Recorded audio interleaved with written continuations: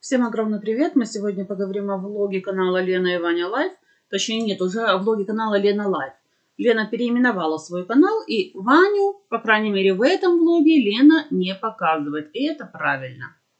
И, кстати говоря, в запретограмме Лена тоже Ваню в этот раз не показала. Похвально! Зато мы увидели, что у Лены получились оладушки.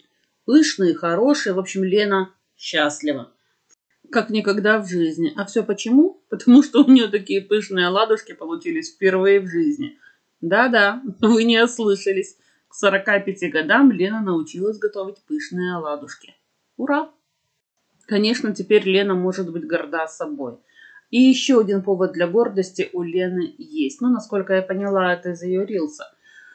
Лена показала нам открыточку, где было написано, что женщина может совмещать и работу, и карьеру, и дом, и семью.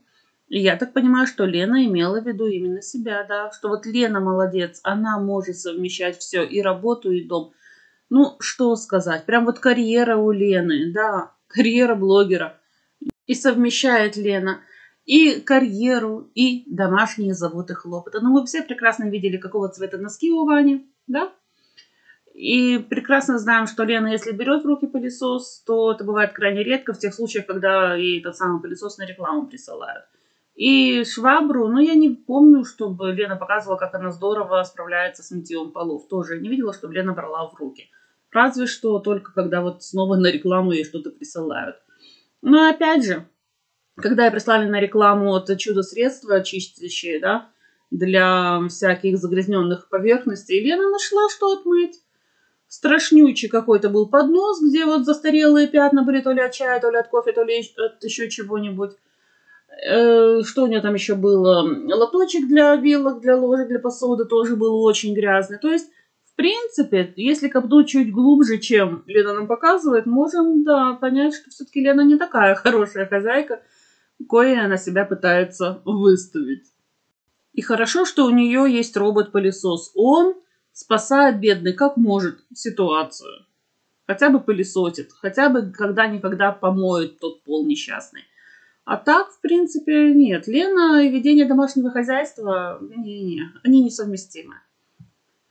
Ну, а уж про готовку я вообще молчу. Мы все видели прекрасно, что у нее только сейчас, к ее годам, получились более-менее пышные оладушки. И прочая ее готовка, которую очень тяжело назвать блюдами, да, мы все прекрасно видели тоже. Видим до сих пор, как Лена готовит, а если что и приготовить, то как она все это подает, это, конечно, отдельный вид искусства. Да и Лена сама признается, что если бы рядом был бы какой-нибудь ресторан быстрого питания или кафе какое-нибудь, то Лена с удовольствием туда ходила бы. Да, понятное дело, чтобы недорогое это общепитовское предприятие было. И, конечно, все это подтверждает то, что Лена купила в магазине и доширак. Ну, понятное дело, лапша быстрого приготовления. Вот в этом вся Лена. Вот так вот Лена умеет приготовить какой-нибудь обед. Доширак, роллтон, ну и так далее. Вот такого плана. Я не знаю, как это может считаться полноценным обедом. Это на перекус куда-нибудь в дорогу, когда вот нет возможности что-то приготовить, да, развел кипятком и вся любовь. Залил кипятком. А здесь, когда ты дома, и ты домой покупаешь этот самый роллтон или доширак, ну, это говорит о том, что хозяйка это все-таки так себе.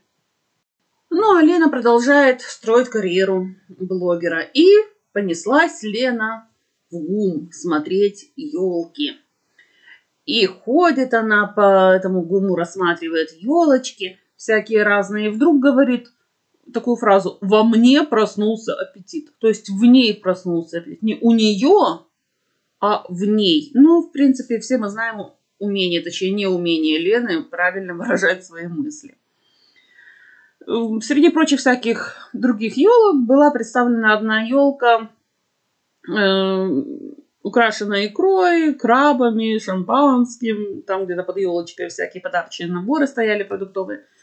И Лена говорит: вот от такой елки, мол, я бы не отказалась. Все, как я люблю, все для меня. Представляете? Вот так, да. Ну, хотя бы не скрывает этого, что, в принципе, Лена любит поесть. И желательно не то, что она сама приготовит. Желательно где-нибудь в пунктах общественного питания А еще лучше где-нибудь за границей. Ведь за границей она любит даже ту кашу, которую дома она терпеть не может. Да-да, за границей она ест ее чудесно. В той самой Турции очень ей каша понравилась. Простейшая какая-то, то ли овсяная, то ли еще какая-то. Вот, а дома даже такую кашу Лена приготовить не может. Но это снова к вопросу о том, какая она хозяюшка-хозяюшка.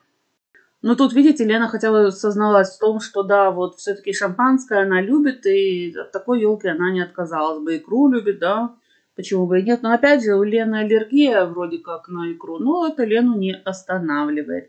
Все-таки желание поесть побеждает здравый смысл. Лена потом будет мучиться от аллергии, но это будет потом, да, как в той песне. Потом вам будет худо, но это уж потом.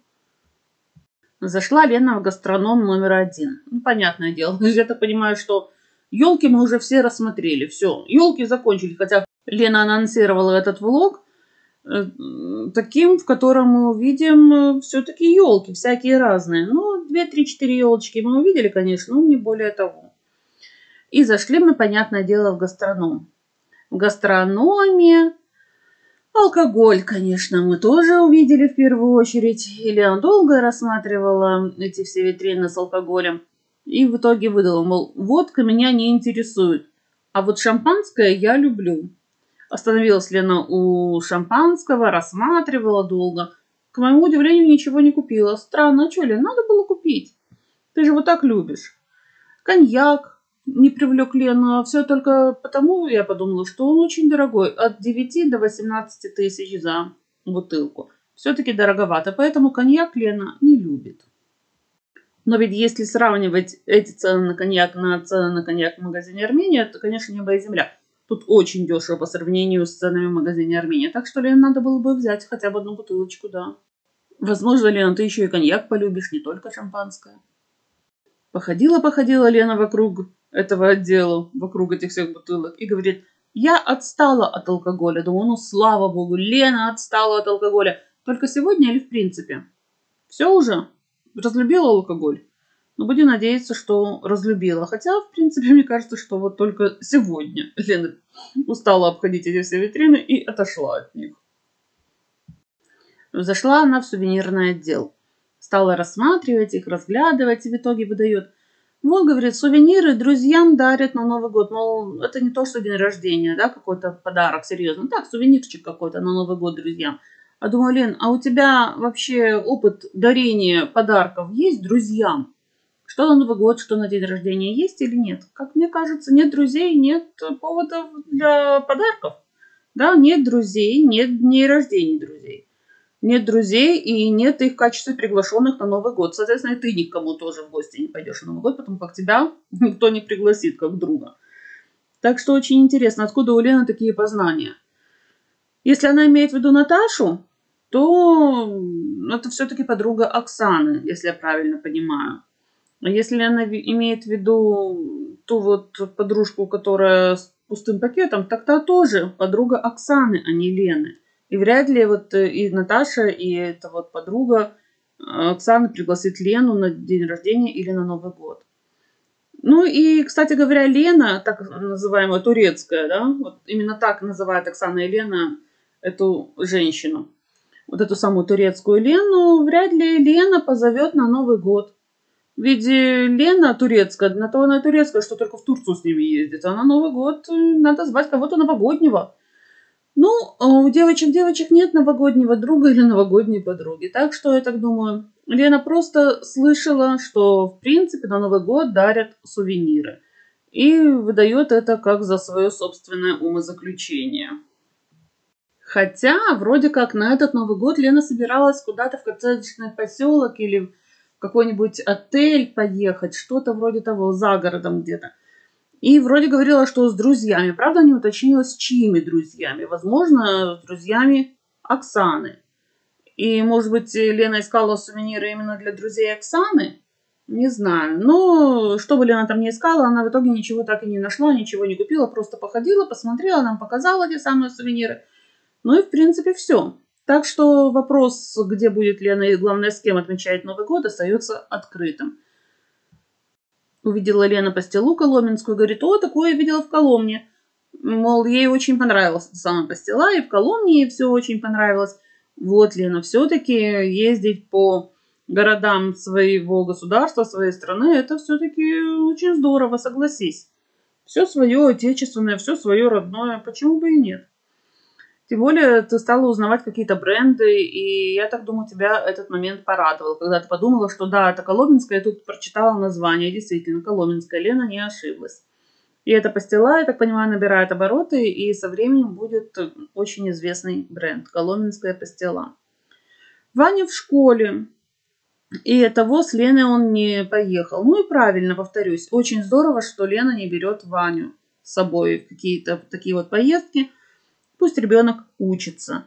Ну а на выходных я подумала, почему Ваню не взять? А Лена, как будто бы услышала мой немой вопрос, ответила на него, говорит, много людей здесь, и, мол, не протолкнуться, поэтому лучше в будний день ехать. Ну, в будний день Ваня в школе. Одежда всякая разная. Лена увидела всякие разные модельки одежды на манекенах, в витринах магазинов. И говорит, вот посмотрите, одежда вся в пайетках, а вы мне, мол, говорите, что это все не модно, это уже вчерашний день, ну и так далее. Нет, говорит, эксперты вы тут у меня, мол, все собрались, мол, понимаете, мне тут, говорит, Лена, одна пишет, с таким пренебрежением она это стала говорить, представляете, таким, вы знаете, я человек, а вы все, ну, как минимум, не люди. Вот, одна мне тут пишет, мол, почему вы покупаете все черное, вон, смотрите, черное в моде, сказала Лена, показывая на манекен на витрине какого-то магазина. И говорит, сама себя покупаю, или синее, или серое, какое хочешь. Мол, а черное я покупала, покупаю и буду покупать. Это модно. Как-то так Лена заявила. Представляете? То есть, я так понимаю, Лена продавала, продает и будет продавать одежду черного цвета. Ведь, как она выразилась, она это носить не собирается, все, что вот она продает. Это все только на продажу. Сколько в ней гонора. Причем абсолютно неоправданного. Откуда что берется? Ведь если так вот рассудить, Лена ничего из себя не представляет, но зато позволяет себе вот так вот обращаться со своими зрителями. Ужас. Ну и, видимо, чтобы успокоиться, Лена зашла в столовую номер 57. Как известно, еда – это то, что для Лены является главным в ее жизни. Нервничаешь – поешь. Неудачи в жизни – поешь. Опаздываешь куда-либо – ничего страшного, поешь. Ты всегда найдешь время на то, чтобы поесть. А когда поел, уже все проблемы не такими страшными и кажутся, да? Я так думаю, что именно так Лена и рассуждает. Именно этим она и руководствуется в своей жизни. Ну что сказать, 7 бед, 1 ответ. И набрали уже себе девочки полные подносы еды, стоят они в очереди перед кассой. Лена, естественно, что делает? Правильно, сглатывает. Ну, как всегда. Лена сглатывает. То есть Лена очень голодная. Наверное, потому она и сорвалась на ни в чем не повинную зрительницу. Отдала Лена 910 рублей за обед и заявляет, мы с Оксаной спринтеры. Думаю, о, когда это вы занялись бегом? Неужели все-таки ваше хождение ходить и хождение ваше бегать принесли свои результаты? Но нет, оказалось, что спринтеры, они в еде. То есть быстро все съели. Вот так. Спорт такой интересный, Лена придумала. Поедание еды на скорость. Но Лена, конечно, бы еще взяла в себе шампанского. Ну да, понятное дело, кто бы сомневался. Заиграла музыка в этом самом ГУМе, и Лена говорит, вот казачок играет, мол, песня моего детства. Думаю, интересные песни ты слушала в детстве, Лена. Очень интересные песни.